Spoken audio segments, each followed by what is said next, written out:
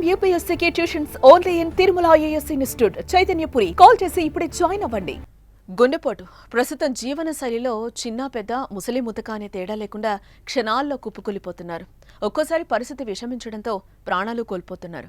ఇక ఈ మధ్య గుండెపోటు వచ్చేవారిలో ఎప్పుడూ ఫిట్గా ఉండే సినిమా స్టార్స్, అలాగే జిమ్కు వెళ్లే వ్యక్తులు కూడా ఉన్నారు. తాజాగా క్రికెట్ ఆడుతూ ఓ స్టార్ క్రికెటర్ గుండెపోటుతో కుప్పకూలిన ఘటన అందరినీ భయాందోళనకు గురి చేస్తోంది.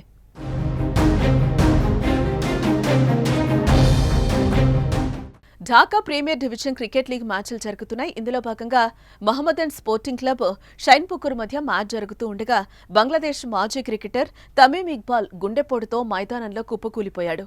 దీంతో వెంటనే అతనికి ప్రాథమిక చికిత్స అందించి సమీపంలోని ఫజిలతున్నీసా హాస్పిటల్కు తరలించారు. ఇక తమీమ్కు ఇప్పటికే 2 సార్లు గుండెపోటు వచ్చిందని, ప్రస్తుతం అతను వెంటిలేటర్పై చికిత్స అందుకుంటున్నట్లు Bangladesh cricket board chief medical officer Debashish Chowdhury తెలిపినట్లుగా తెలుస్తోంది.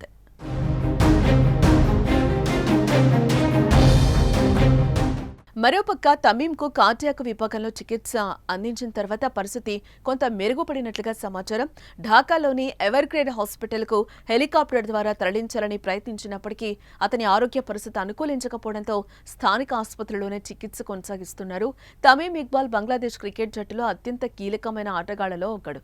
అతను 70 టెస్టులు, 243 వన్డేలు, 78 టీ20లు ఆడగా అన్ని ఫార్మాట్లలో కలిపి 15,000 కంటే ఎక్కువ పరుగులు సాధించాడు. కాగా తమీమ్కు గుండెపోటొచ్చి ఆసుపత్రి పాలైన సంఘటన క్రికెట్ ప్రపంచాన్ని షాక్లో ముంచెత్తింది.